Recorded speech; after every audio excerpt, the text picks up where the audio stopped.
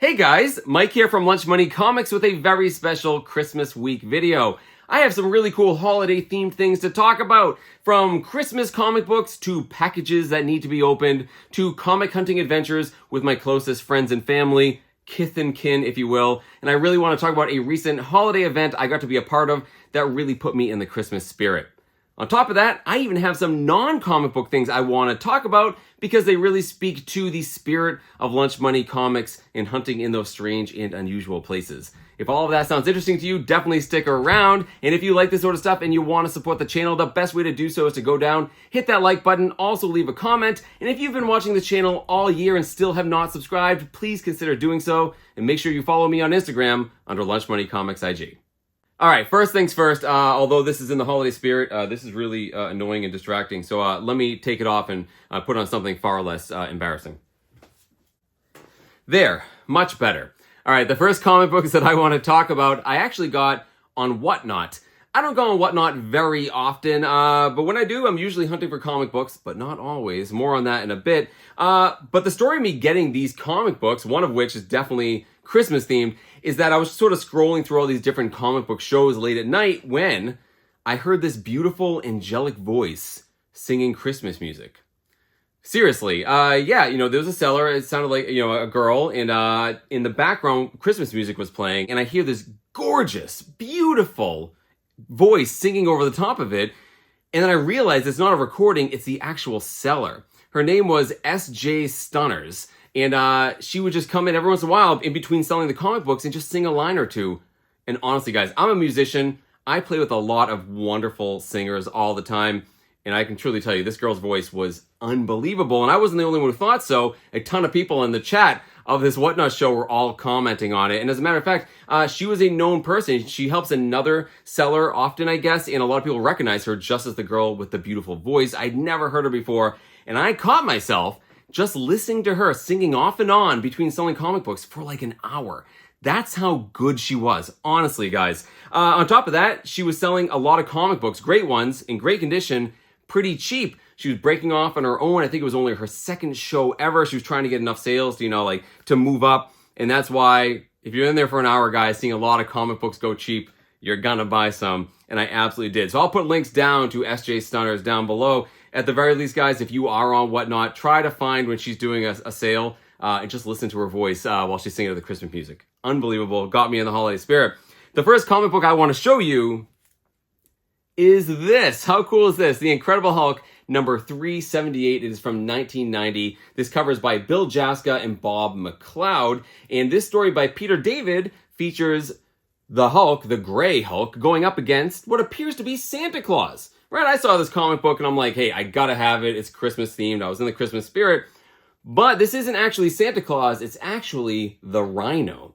Yeah, it's the Rhino in disguise. And if you read the intro to this, evidently, once we got the Gray Hulk, a lot of Marvel readers wanted to see Gray Hulk against Gray Rhino. So they finally put it in this comic book. And I'm going to tell you guys exactly what happens in this comic book because as soon as it arrived in my house, I had to read it to find out what was going on. So, it starts off with Rick Jones, very famous superhero sidekick, often associated with the Incredible Hulk. And he's helping out at a children's hospital during the holiday season, sees a couple kids fighting and says, hey, let me tell you a story of why you shouldn't fight each other during the holidays. And then he goes back a year to Christmas time and you see the Rhino, dejected and depressed, living on the street. No one wants to go near him because he's big and scary. He's a villain. And he finally decides the only way to cheer himself up is to rob a bank. But right when he's about to do so, he sees Bruce Banner and Rick Jones, and he realizes if he tries to rob the bank, the Hulk is going to find him and kick his butt like he always does.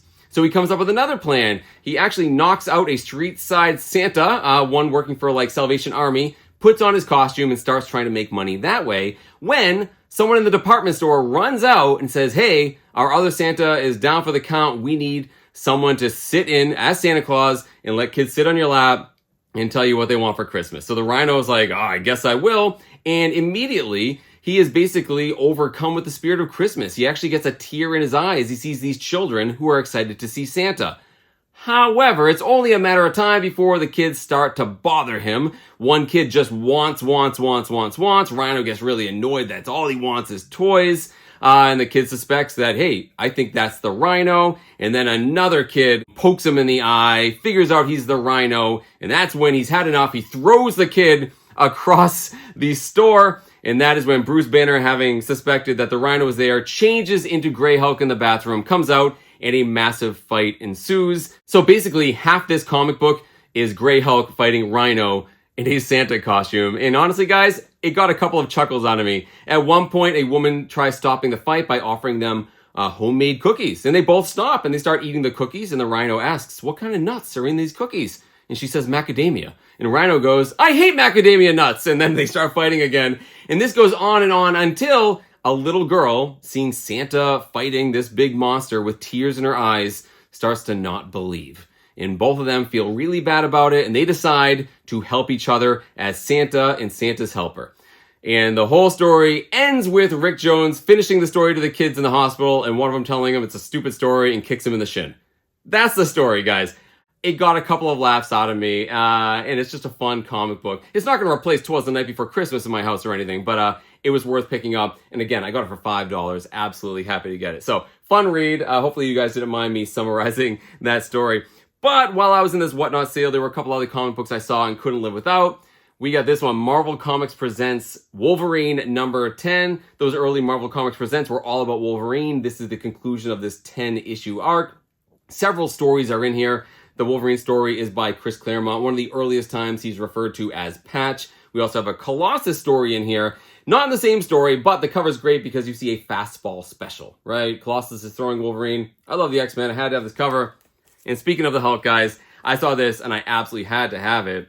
This is Marvel Fanfare number 29. It's from 1986, written by and art by John Byrne. He did the writing, the pencils, the inks, and this amazing cover of the Incredible Hulk in beautiful condition. And shout out to my friend Mr. Akins. Yes, I did in fact say John Byrne. I saw this cover, guys, and I absolutely had to have it. So yeah, even with shipping, guys, I got all of these for less than $20, and I think it was absolutely worth it. So I mentioned at the beginning of the video that I had some non-comic book things to talk about, and that's because I have a series of segues to get to a final point. Don't worry, we'll get there. Here comes the first segue. I've mentioned on my channel many times in the past that I have a referral code on Whatnot, right? If you've never used Whatnot before, if you've never done the whole live auction thing, you can sign up using my referral code, which is always down in my description, and when you do, you will get a random credit that goes from $10 to $200 off your first purchase. Now, usually you're going to get $10 off, right? That is by far the most likely. But earlier this year, one of my viewers, while I was mentioning this, did get the $200. So that's pretty cool. You could actually get some free stuff, and I get a little bit of credit as well. And I buy comic books, and I talk about it on the channel. So those of you that haven't tried it yet, maybe it's worth trying. But here comes my segue. I've often discussed using that credit to buy comics. In this case, I didn't. I got something else. Because here's the thing, guys. I mention on my channel all the time, I collect a lot more than comic books. I mean, a lot more. I collect antiques. I collect customizable card games, board games, Dungeons and Dragons. But something I don't often mention on my channel is the first thing I ever collected, which was coins. Yeah, I was big into coins when I was a little kid. I got it from my grandmother, and I was a big coin collector until I discovered comic books, and then it was all over. But still, collecting coins has never really left my system, and I have a modest little collection still. But that modest coin collection actually evolved more into a silver collection. Yeah, I usually find silver, the shiny stuff, when I'm out hunting for comic books at flea markets and stuff. Here comes my first segue. Instead of getting comics with my credit, I happen to find myself browsing through Whatnot. I find myself in a coin sale. I'd be remiss if I didn't mention who I got this from. This is US Coins and Jewelry. You see this little Whatnot sticker here. And here is what I got. Again, guys, not comic books, but indulge me. The first thing I got was this. This is a 2022 Silver Eagle. This is the United States' bullion. This is 1 troy ounce of pure silver, and this is graded MS70, which is a perfect coin. I guess it's equivalent to a CGC 9.8. Maybe it's equivalent to like a CGC 10, but of course, coins and cards, it's easier to get a 10. But there you go, perfect coin. Got that with credit. I also got a half ounce of silver bullion here from Australia. Pretty cool. So I picked up a couple of these with credit. The reason why I'm telling you this is not just a shameless plug to use the referral code, but it's because whenever you watch a video of mine, when I'm at like a flea market or an antique shop, I only show you the comic books. I don't often show you all the other things I have a weather eye out for: vintage toys, antiques, coins and silver. I'm always looking out for them. And then, at the end when I say, hey, let's go back to the house and talk about the comics I got, usually don't see all the stuff that I put down on the ground at my feet that I also bought. People ask me all the time to talk about this stuff. So here's my opportunity, right, guys? Because here's the thing, guys. When you hunt in these strange and unusual places, yeah, if you're hunting for comic books, you need a little bit of institutional knowledge. But it also helps to have a little bit of knowledge about all sorts of different things, because you might find something else that's quite valuable that others have overlooked. I was recently hunting at an indoor consignment shop, flea market, antique shop with my son.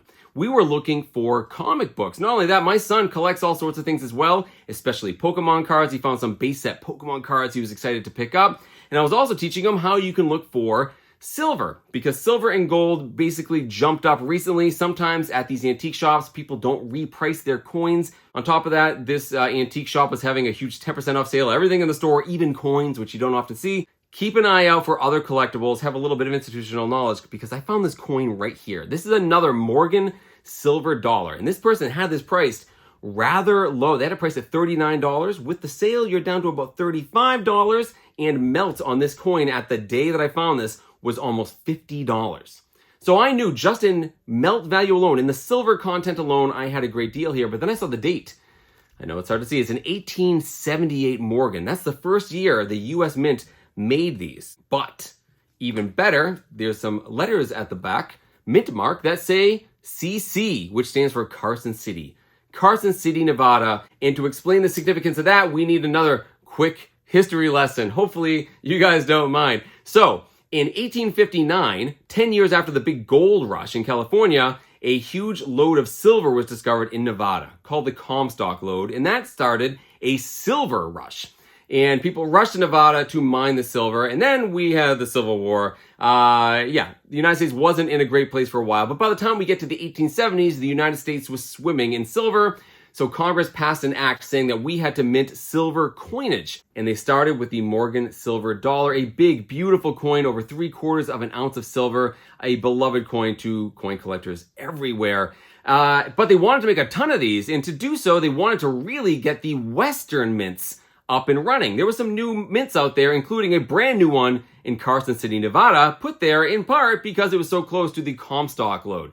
So Carson City started making these as well, but they didn't make as many as the other mints out east. And because of that, all Carson City Morgans are worth money, but this one in particular is from the very first year. The first issue, 1878, in Carson City. But for some people, this coin's extra special because it's like holding a piece of the Wild West. Because, yeah, guys, picture this, right? This is the late 1870s. This is in Nevada. There's a silver rush. It's the Wild West that we think of. And this is, a coin symbolizing that silver rush at the height of the Wild West imagery. And people love this coin. And it's a very collectible one, especially if you're trying to finish your entire Morgan collection. It's not one of the biggest key dates of Morgans, but I think it's a pretty cool one. So I bought this for $35, guys, and I don't know a ton about coins, but even grading this as a VG, and I had it sort of appraised at a local coin shop to make sure of it, and they agreed.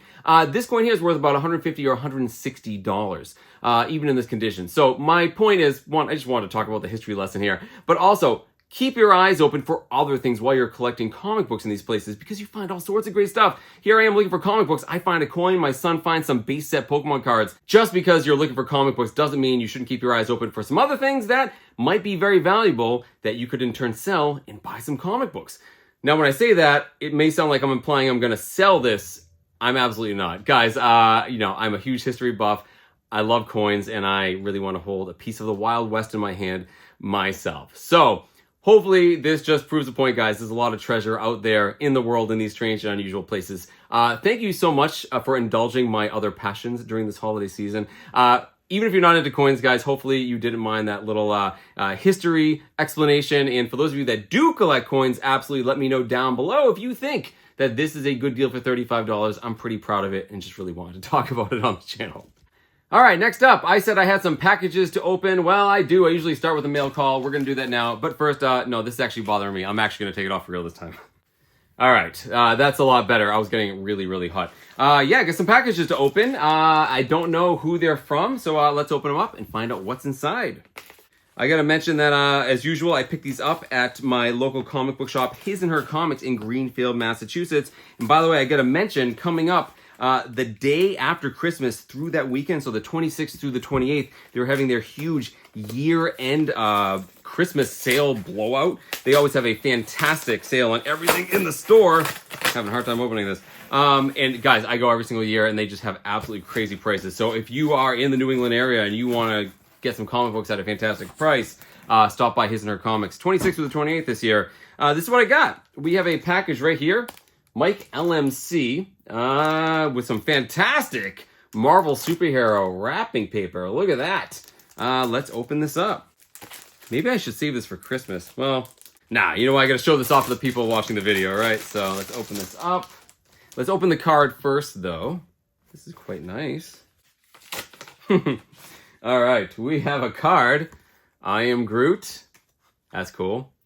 Mike and family, Merry Christmas from Kevin. Oh, grumpy I am. Kevin is a guy who's fantastic. I talk to him on Instagram all the time. He's often down in the comments. A really sweet person. Yeah, Kevin, you didn't have to do that. Let's see what's in this package, though. Ooh, we have, no surprise, some comic books. Yeah, this is what I thought it was going to be. I forgot to mention that Kevin lives in the UK. I believe he lives in Birmingham. And yeah, he's actually sent me things in the past from Alan Class Publishing, a big UK comic book publisher, especially in the 60s, and he sent me stuff in the past. I did a whole video the last time. Kevin sent me some things, so no surprise, he sent me some more. Here we have Amazing Stories of Suspense.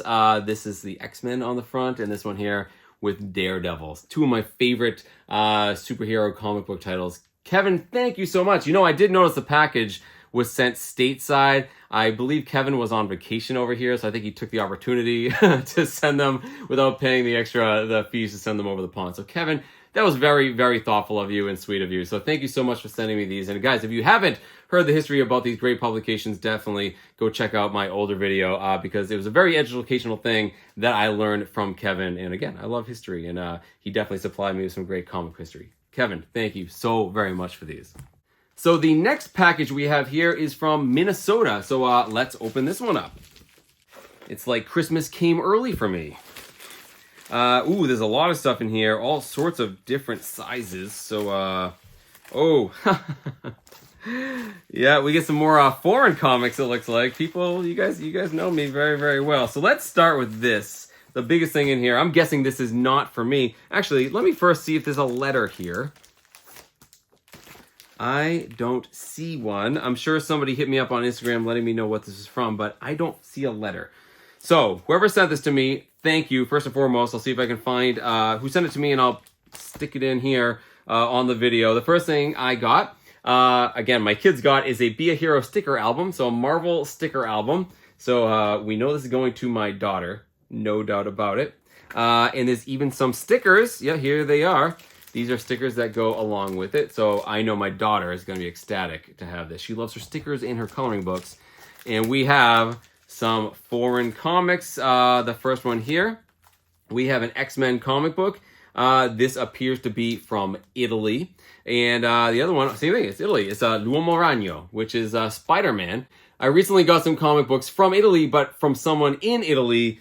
And I don't think it's from the same person because this is from Minnesota. But whoever you are, I wish I could thank you in person. This was very, very thoughtful. Not just these, which I'm happy to add to my foreign language collection, but definitely for the stickers, which I'm sure my daughter is going to love. Wish I knew who you were so I could thank you in person. Sign off down in the comments so I know who you are and can thank you properly. Whoever you are, I hope you have a wonderful and blessed holiday season.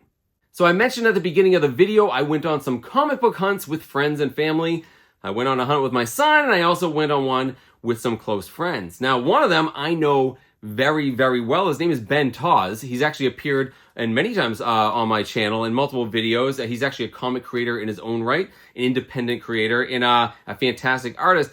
And the funny thing is, you know, Ben would come with me to a lot of these comic shows, comic sales, and while I'm filming and stuff, he's filming B footage, and he would just like randomly interview people. Now, Ben is actually a psychiatrist. He's really good at talking, and he would start, you know, interviewing like the person coordinating the comic show, or a seller, or a buyer. He'd interview old people and young people, anyone who was involved with the hobby, he'd interview them, and he was fantastic at it.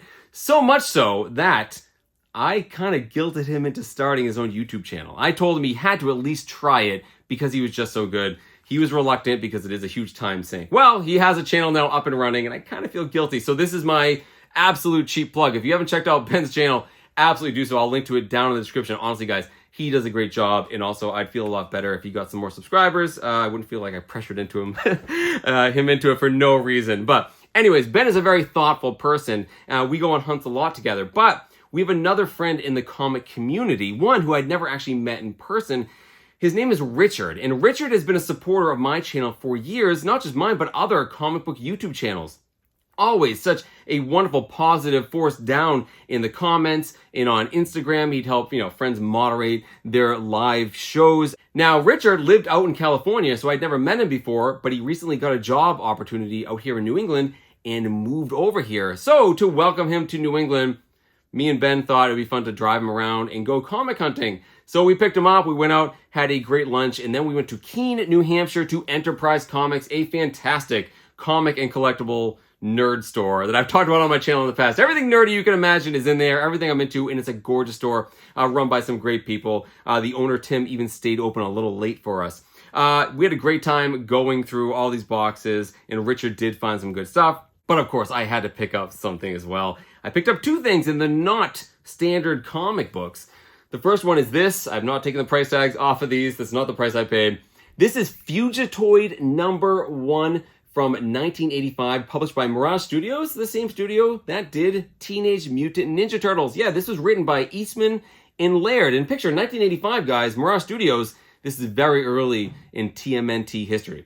Now, I've really gotten into the Ninja Turtles lately because of the local connection. Mirage Studios was published practically down the street from me in Northampton, Massachusetts, and I know a lot of the guys that worked at Mirage Studios. They still live in the area, and I see them at local comic shows. So I've been collecting a lot more early TMNT, and this sort of falls into that category, although it may not seem it at first. So this is a one-shot about this robot. He is the aforementioned Fugitoid, but he's not really a robot. The story here is that there's a scientist named Professor Honeycutt. He's a human, and he's working on a thingamajig for some big bad organization. And there's a mean general that's pressuring him to get it done.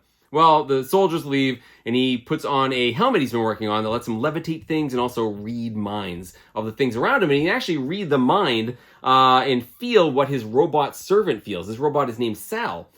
And that is when you have your classic comic book scientific accident, right? A lightning bolt hits both Professor Honeycutt and Sal. Professor Honeycutt wakes up to realize he's died. Well, his human body's died. He's actually now in the body of his robot servant, Sal.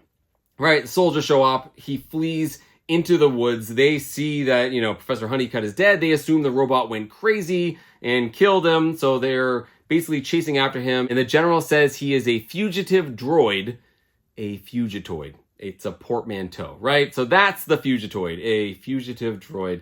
And this is a one-shot because it's the origin story, but his story would be picked up in the pages of TMNT. In fact, the story is continued in TMNT #5. And that just shows you how early in Mirage Studios history this is, when the second part of the story is in the 5th TMNT ever.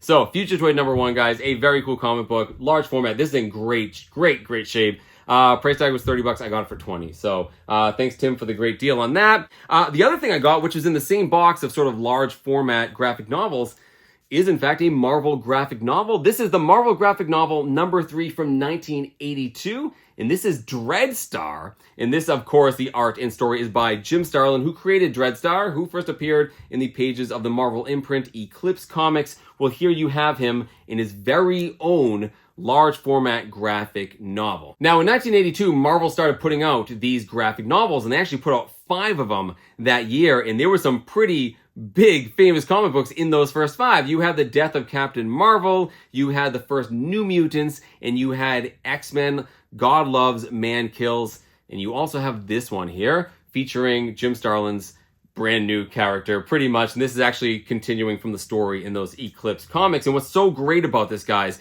is the art in it appears to be painted. Jim Starlin is an incredibly incredibly talented artist in all sorts of formats, let alone the writing. And this is a beautifully illustrated story. And this is a first print of this, and it's in immaculate condition. So I paid the full $20 on this one. So I got these both from Tim for $40, which I think is a great deal. But I'm really excited about this one, guys, because next time I meet Jim Starlin, I think I'm going to have him sign this one. I think it'll be a fun discussion piece. So let me know down in the comments if you're a fan of either one of these and if you think $20 each is a good price to pay for them. So I got some pickups I'm happy about, but mostly that day was about hanging out with friends, an old friend and a new one. It was wonderful hanging out with Richard. In fact, I've seen him after that at the next event I'll discuss in a second. And Ben also brought with him some prints of his art. He carries it around with him, and he knows a lot of people at that comic shop, so he brought it along, but he gave me one as well. This is art that Ben's actually done. How cool is that? It's a standoff between like a gunslinger and a teddy bear. So this is really fun. I'm happy to add this somewhere on the wall behind me. And Ben does all sorts of stuff like this, charity art auctions, for instance. For instance, he did for Heroes. My friends Big B McFly in Bronze Age Nerd did this fantastic thing to raise money for military veterans in their mental health. Ben supplied some really cool original pieces. So he's a very talented guy. Not only can he draw, he's got a great YouTube channel. So make sure you check it out. So great time hanging out with friends, guys. And I also saw both of them at this next event, which I am quite proud to talk about. So that next event was something that I actually promoted on my channel. It was a massive toy drive for Toys for Tots that I did with my good friend Rick of Has Been Collectible Toys and Comics in Wilbraham, Massachusetts. Yeah, this is something we did last year for the first time. Rick worked at Hasbro. He's a big toy guy. He designed Transformers. He now has his own toy, comic book, and framing shop.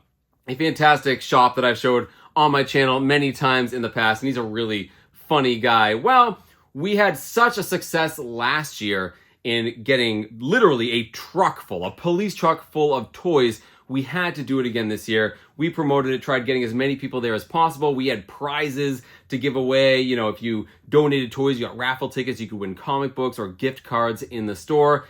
And guys, the turnout was fantastic. Despite the weather not being great, we ended up with even more toys this year. Me and Rick got to dress up like fools. It was absolutely worth it. I was even playing a little bit of Christmas music on guitar. And Richard spent the entire day helping out. Richard, you didn't have to do that. That was very, very special. A really great time, guys. Definitely warms the heart to see how many people give back. A really funny thing actually happened, though. Rick, in trying to get more toys for kids, offered that if anybody bought a toy worth $100 in the store and donated it, he would do the one chip challenge. For those of you that don't know what it is, it's a Dorito. It's a chip that is incredibly spicy, and I thought it was a horrible idea. I mean, it's absolute torture when you eat it. Well, it happened to be that one of his regular customers not only bought a $100 toy, he spent like $225 to get Rick to eat this chip, and he did it. And I didn't film it, guys, because I was on standby for any medical emergencies that may happen. But they did live stream it on TikTok. So if you go onto TikTok, for those of you that are on there, and find Has Been Collectible Toys and Comics, you can see the video. Man, I wouldn't wish that on my worst enemy, but Rick was a really good sport. He actually took it like an absolute champ, and it was for a really great cause. Talk about taking one for the team. So thank you to everyone who came and donated a toy. Some people mailed stuff to us. We had several people come and hang out pretty much for the whole day. People have viewed the channel. It's wonderful hanging out with all of you. I sold some Lunch Money Comics t-shirts. All of the proceeds went to one of my charities of choice, the Muscular Dystrophy Association. Very proud to send them a nice big donation. Just a great all-around cause, guys. It made me feel really good this holiday season. So one more thing I want to mention. My local comic shop, His and Her Comics, which I just mentioned, the owner, Nishon, couldn't make it down that day like he did last year. Instead, he wrote us a huge check to buy toys with, and we bought a ton of toys with that generous donation. Again, I put that on Instagram as well, guys. If you want to see exactly what we got, definitely check that out. Just some incredible generosity all around, guys, and it really felt special to be a part of it. Warmed the heart in this holiday season, and we're going to hope to do it every year, hoping it's an even bigger success next year. That being said, once everything cooled down, I mean, it was pretty hot and heavy with people bringing in toys most of the day, things started to settle down towards the end, started taking off the costumes, and people were walking around. We were walking around looking at his awesome toys, and of course, I was looking at his comic books. Rick's always getting in stuff. People come by, they actually will like trade comics for toys sometimes, and he had some comics I had not seen before, a couple that I had to have, and this is a pretty cool one. This one right here, this is Tales to Astonish, number 48 from 1963. Of course, this is Stan Lee and Jack Kirby. And guys, think about this. This is Tales to Astonish 48. The Wasp's first appearance is 44, so this is really early Wasp. But I wanted this because it's the first appearance of this character right here, the Porcupine. Yeah, the Porcupine. Guys, I've always said I love dumb villains, and a lot of the animal-themed villains are really goofy. Here we have a guy dressed as the Porcupine. Tons of these animal-themed characters, right? I mean, like, DC has a character called Batman. Like, what a loser, right? But yeah, we have the Porcupine. I believe he also appeared, I think, on the She-Hulk show. There was a version of him, mostly because he's a joke. I love dumb characters, so I had to get this. But here's the thing. Look at this book. It looks incredible. This jumped to me from the shelf. I couldn't believe how pretty it is. I mean, it's got the Marvel chipping at the top, a little bit of staining on the side.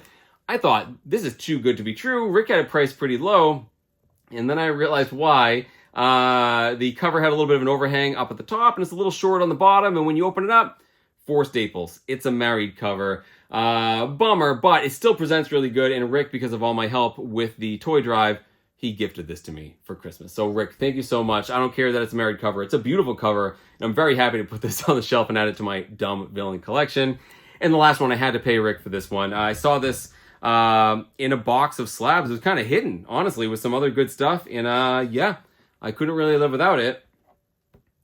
Ooh, what is this? This is a facsimile of X-Men 101, the famous first appearance of Phoenix, one of my favorite X-Men comics of all time, but this is a modern one from 2023, and this is a Nathan Zerdy cover. It's a Virgin variant, and you see it's a 9/8 white pages, right? A perfect comic book, basically, and that's what the back looks like. Now, I'm a big fan of Nathan Zerdy. I'm not really into too many modern comic book artists, but I do like Nathan Zerdy, and I do kind of collect some of the covers of his that jump out to me. This one does. And now listen, guys, I don't know how much of this is, pencil work, how much of this is digital. It does kind of have a digital look to it, which I kind of stick my nose up to, but it doesn't really matter because I love Jean Grey. I love the X-Men, and this is a beautiful cover. My sister's a big Jean Grey fan, so I was interested in picking this up. And looking at comps online, we figured out $50 was a good price, and that's what I gave Rick, and he said that was fine. So let me know what you think of this cover. Let me know if you like it or if you don't like it. I'd love to hear from you either way, and I think it was a pretty good pickup for $50 for a 9.8. And again, it's just a great way to sort of cap off a really fun day where you feel like you really did some good. So very happy to add these to the collection. All right, we gotta finish strong with some holiday spirit, right? Hopefully you guys enjoyed this special Christmas video on Lunch Money Comics. We talked about all sorts of crazy things. Let me know down in the comments which you like the best. Did you like these comics I got on Whatnot? Again, if you've never used Whatnot before, feel free to check out that referral link. No matter what you collect, you could get some free credits. And if you want to hear a beautiful singing voice this holiday season, definitely check out SJ Stunners. Thank you so much to the wonderful viewers of Lunch Money Comics that sent me these gifts. Very, very special. Thank you so much. Some large format comics I got with some very dear friends, and of course, a couple of other great comics to help me remember a wonderful event that I'm quite proud to be a part of. Let me know which one you like the best, guys. And regardless what holidays you celebrate, I hope you all have a wonderful holiday season, surrounded by kith and kin, basking in the warmth of the holiday spirit. Thank you all so very much for watching Lunch Money Comics. Hope everyone has a wonderful holiday and Christmas and New Year, and I hope to see you all very, very soon.